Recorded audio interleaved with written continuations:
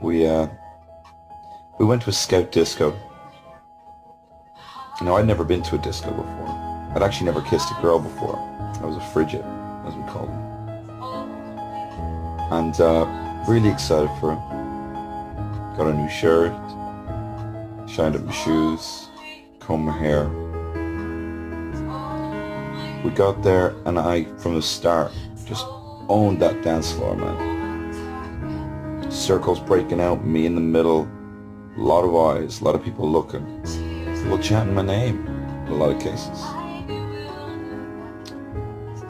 A lovely girl came over to me and she just said, "Will you meet me?"